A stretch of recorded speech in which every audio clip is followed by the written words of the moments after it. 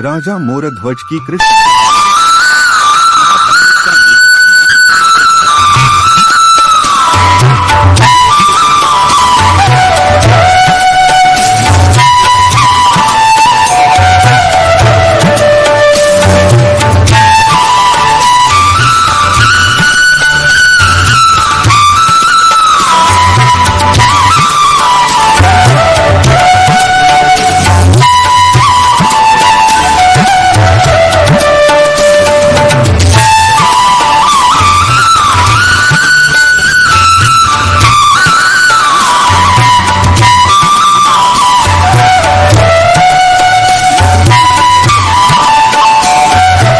के लिए कहा और स्वयं भी साधु का वेश धारण कर लिया।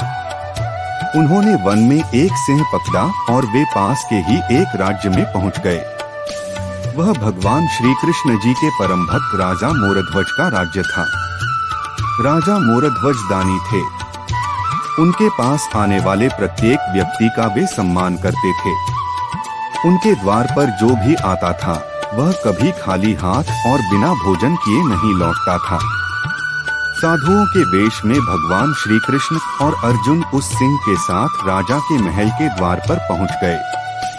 दो साधु एक सिंह के साथ आए हैं, यह जानकारी पाकर राजा नंगे पांव दौड़ते हुए महल के द्वार पर आए। साधुओं के चरणों में नतमस्तक होकर उन्हें आतिथ्य स्वीकार करने के लिए प्रार्थना की। भगवान श्री कृष्ण ने राजा से कहा कि हम भोज स्वीकार करेंगे, परंतु हमारी एक शर्त है। राजा ने कहा, आप जो भी कहेंगे वह करने के लिए मैं तैयार हूँ। भगवान श्री कृष्ण ने कहा, राजन, हम तो ब्राह्मण हैं, हमें कुछ भी खिला देना, परंतु यह सिंह नरभक्षी है। यदि तुम अपने एकमात्र बेटे को अपने हाथों से मारकर इस सिंह को खिलाओगे तो ही हम तुम्हारा आतिथ्य स्वीकार करेंगे। साधु की शर्त सुनकर राजा मोरध्वज अचंभित हो गए, परंतु राजा के लिए अपना आतिथ्य धर्म कर्तव्य अधिक श्रेष्ठ था। उसने भगवान से कहा, प्रभु, मुझे यह शर्त स्वीकार है, केवल एक बार अपनी पत्नी से पूछ लेता हूँ। साधु के रूप में आए भगवान से आज्ञा पाकर राजा मोरध्वज रानी के महल में पहुँचे। राजा का मुख उतरा हुआ देखकर पतिव्रता रानी ने राजा से इसका कारण पूछा। राजा ने अतिथि साधु की शर्त रानी को बताई।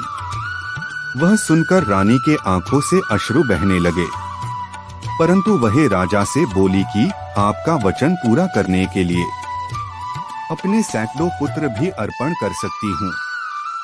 आप साधुओं को आदर पूर्वक महल में ले आइए।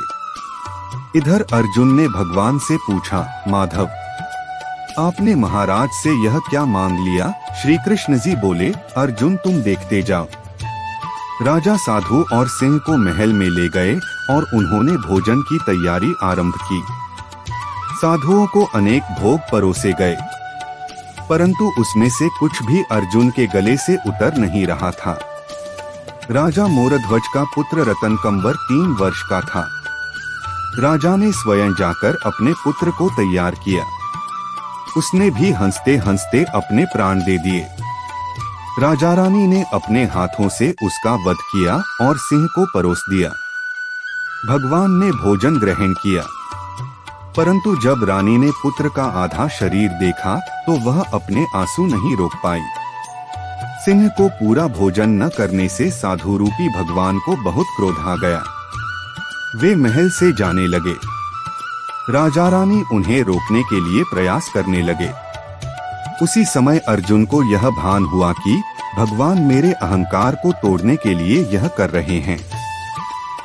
तब वे स्वयं भगवान के पैरों में गिरकर विनती करने लगे। उन्होंने भगवान से कहा, हे भगवान, आपने मेरे झूठे अहंकार को तोड़ दिया है।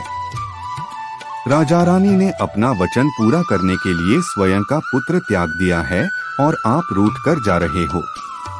दया करें प्रभु, मुझे क्षमा करें और अपने श्रेष्ठ भक्त का कल्याण करें।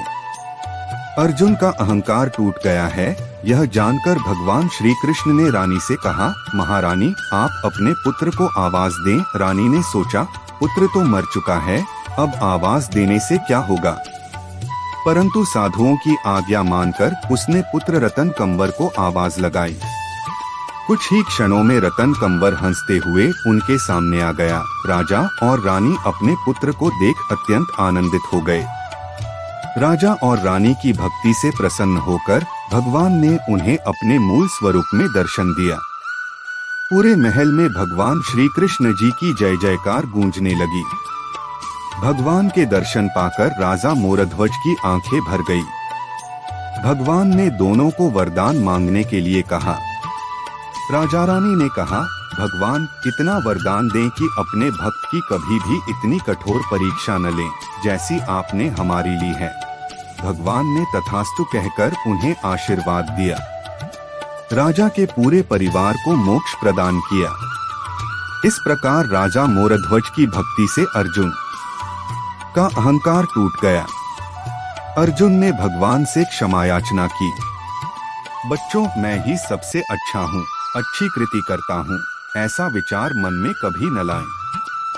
यदि ऐसा अहंकार युक्त विचार मन में आए तो तुरंत भगवान की क्षमा मांगे। तो ये था आज का वीडियो। ये वीडियो आपको कैसा लगा? अगर अच्छा लगा हो तो हमारे चैनल को सब्सक्राइब कर दें। अब मिलते हैं एक और नए वीडियो के साथ, तब तक के लिए नमस्कार।